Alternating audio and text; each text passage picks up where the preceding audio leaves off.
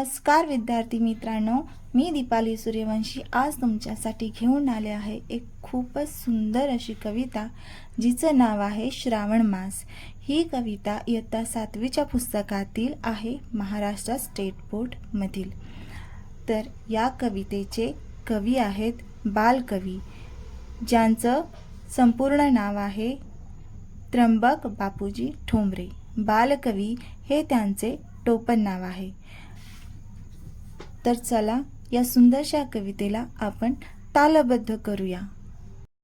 श्रावण मासी हर्ष मानसी हिरवळ दाटे चोहीकडे, क्षणात येते सरसर शिरवे क्षणात फिरुनी ऊन पडे।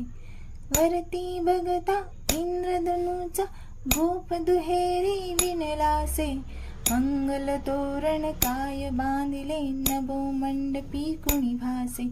झाला सा सूर्यास्त वाटतो सांज अहा हात घडे, तरु शिखरांवर उंच घरांवर पिवळे पिवळे ऊन पडे।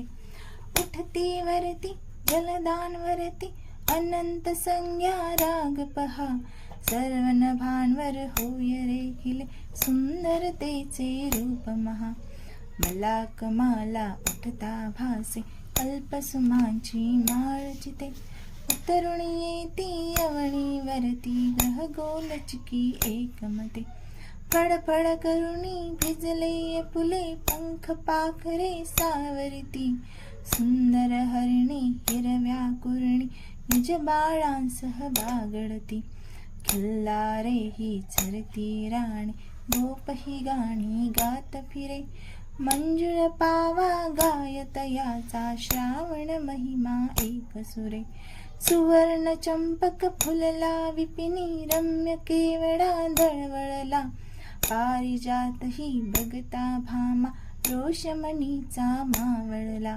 सुंदर परडी घेऊन हाती पुरोपकंठी शुद्धमती, सुंदर बाला या फुलमाला रम्य फुले पत्री खुडती। देव दर्शना निघती ललना हर्ष माईना हृदयात, वदनी त्यांच्या वाचून घ्यावे श्रावण महिन्याचे गीत।